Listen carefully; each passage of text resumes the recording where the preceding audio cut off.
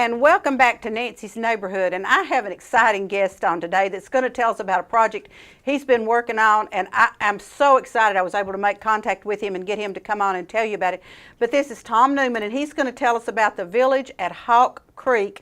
And this is something he has done, spent a lot of time doing, and I'm thrilled to death he's here to tell you about it because he's also going to invite you down to see it. So, Tom, tell us about this event that you have going and what you've done and why you did it.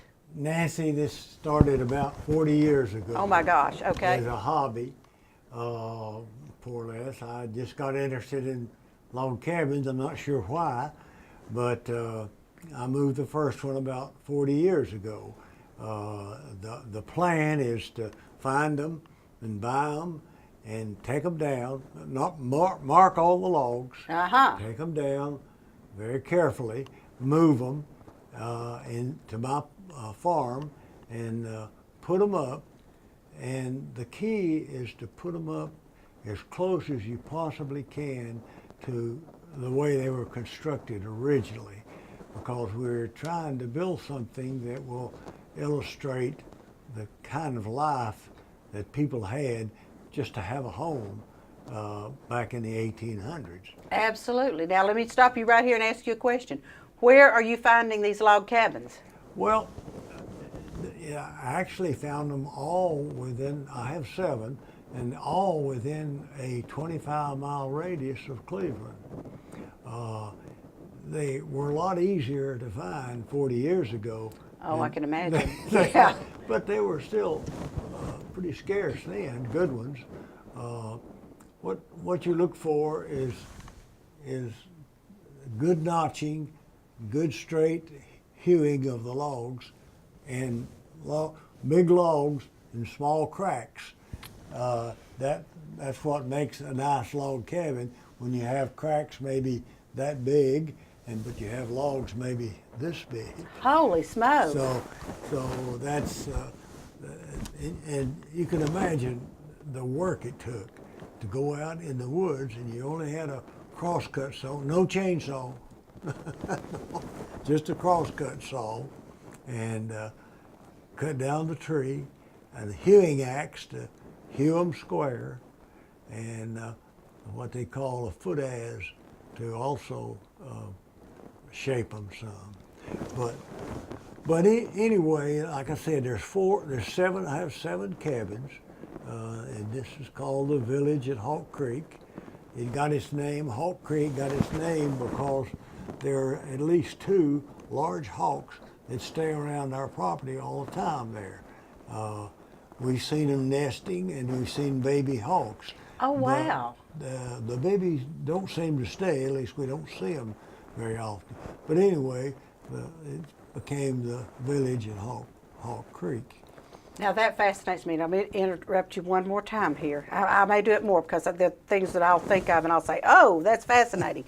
Okay, so you go in and you destruct this cabin. Yeah. And how much do those logs weigh that are in there? Well, you can't, they're heavy, 400 or 500 pounds. Okay, so you've got more than one person picking up a log. Well, you have a tractor. Aha, there we go. Okay, a little modernization there. Yeah. Now, let me ask you another question, because I know Flavis and I used to have a furniture reproduction company, and some of the old barns that we tore down to use the furniture that were over 100 years old, one side might be maple, and one side might be cherry, and one side might be apple. You know, it's whatever was the closest for them to cut down. Are you finding this with the cabins? That's very interesting. There's a variety, in this area, there's a variety of wood, but it's mostly, and it's mixed some, mostly poplar and pine. Okay. So, because poplar trees grew straight, tall, and long. And so that's, there's some oak. I have one cabin that's all oak, and but that's a rarity because they were so heavy. Oak was, almost 50% heavier than poplar or pine. But that's the wood that I've seen. I've seen a few cabins that were different wood, but not many. Well, I just thought that was really interesting when we were doing that. Of course, I'm not a farm girl, but I didn't realize that you just cut whatever trees were right there close to you is the ones you used, so you didn't have to haul them so yeah. far. In fact, the where you settle or where you tried to settle in those days was where the trees were. The other thing that was so important is you had to have water. Yep. So you had to have a real nice creek or a spring where you built also. But that's the only thing that they had working for them on a positive thing was the good wood. They back they had good wood to pick from, straight grain and easy to work with. Hard work, but the wood was easy to work with. Now, was there originally a village of any kind on Hawk Creek that you know of? No, ma'am, not that I know of. Okay. It was part of the farm, and just it had some rock in it, limestone rock, and some of it was farmed as pasture, but no cultivation. Okay, now I noticed that you've got 7 cabins. Now, are all those home type cabins? Are you going to have a school and a store or anything Yeah. that's okay? We have a combination school and church. Oh, okay. It'll be used for a school, theoretically, be used for a school during the week and church on Sunday. And we've found a few pews that are appropriate and furnished them with that, and some benches, handmade benches that we've used. I've also got a dwelling, a large dwelling, 2-story. Oh, a 2-story cabin. Yeah, a 2-story cabin. Wow. It's we call it the home place. We furnished it the best we can with primitive furniture and tools and stuff on display. We also have a blacksmith shop. This blacksmith shop is not log, but it's held up with corner posts that are hewed. Now, you may not know what that is, but they took an 8-inch square log, hewed it square, and then they hewed the corner out of it all the way up the log, and that's it's very unusual. Today they make a corner post by nailing 4 pieces of 2x4s together. Right. So now, when they did that, then it's got slats on the side. Is that basically what it's got? This came out of a house. It wasn't log. It was a frame, but it was all timber house. But they actually had plaster on the walls. Pretty old. Okay. It's in Polk County. Had plaster on the walls. So that's one reason they wanted a hewed corner, so it all line up in the corner Yeah. of plaster. But a lot of people don't even know what corner posts are. Well, I'm going to not act like I'm a real carpenter, but what fascinates me is you said an 8x8. Mm-hmm. Yeah. That's a pretty good post, isn't Oh it? yeah, that's a good post. Yeah, because they hewed a corner out of the inside of Yeah. this 8x8, and of course they had a corner on the outside, corner on the inside, and then they matched up with the studs that went in to support the wall. But yeah, it was a 2-story house. When I put the timbers in my smokehouse, smokehouse. I just used 1 story, but anyway, moving on. There's besides the blacksmith shop, I have what was called a meat house. And a meat house is basically a smokehouse with no smoking. Okay, but you hung the meat in it. Well, yeah, the first thing you do, you have to have some type of box, what they call a salt box.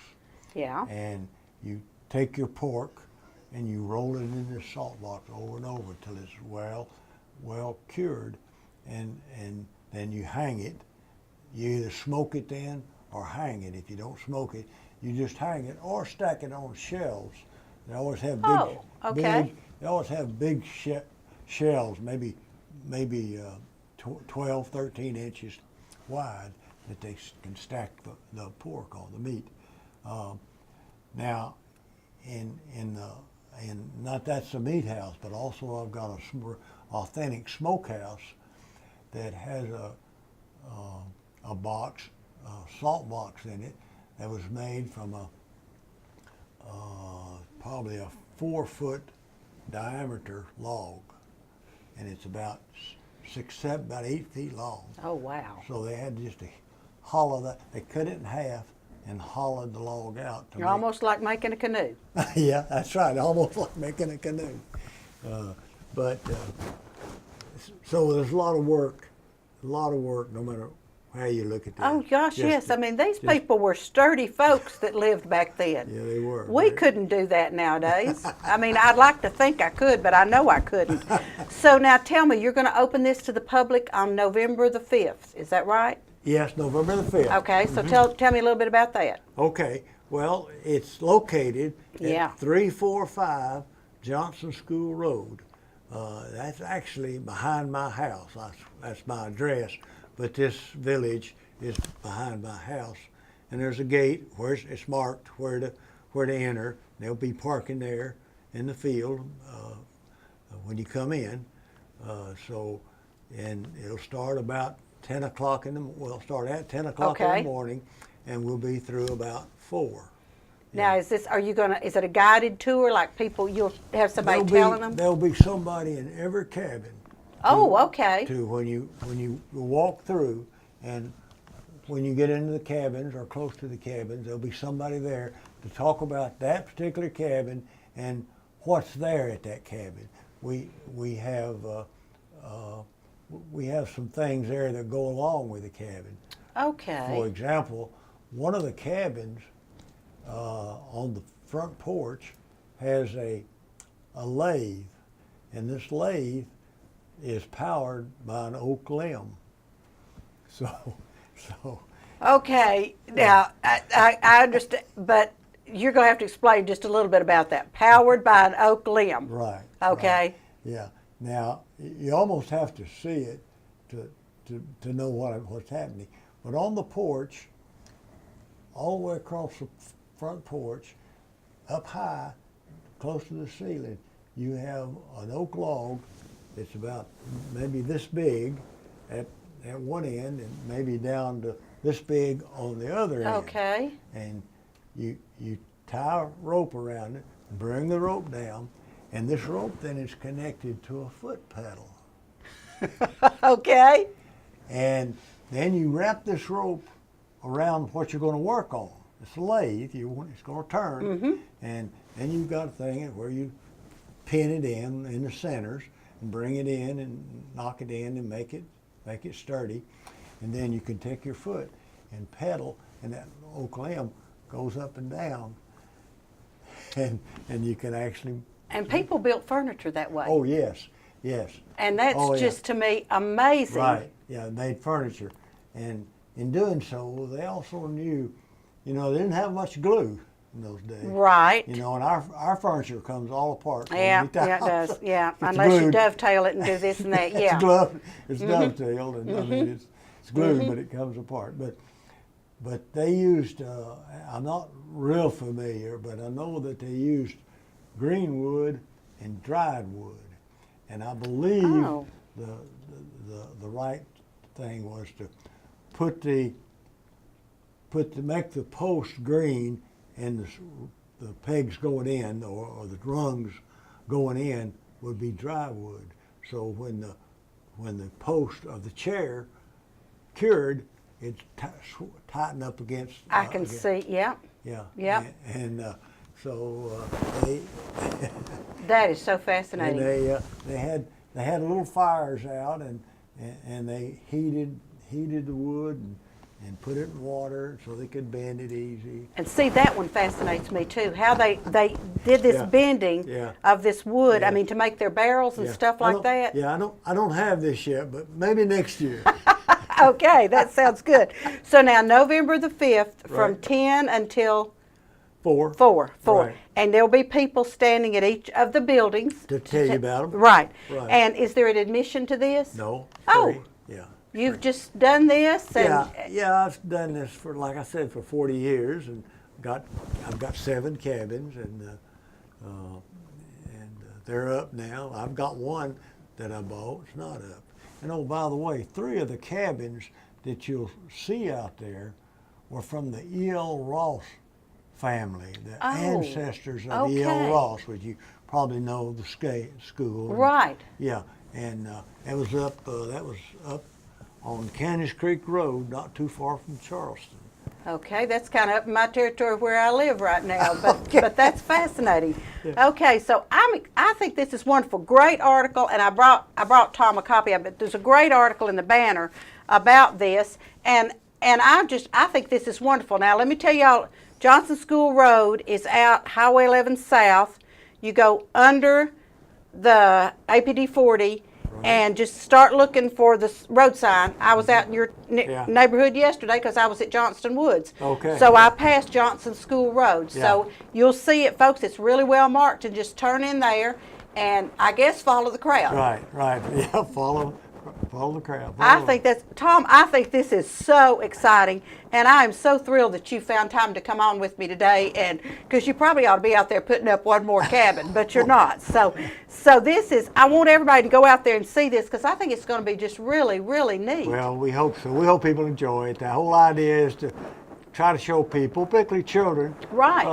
how much work and how much skill too it took to do a lot of this. Absolutely, and as a former classroom teacher, and I've said this on this show before, well, I'd just load up a busload of kids and take them, and that your place would be one of those places I'd load up a busload of kids and take to. Yes, I've had Black Fox Elementary Good. over because they're out there. Good. Yeah.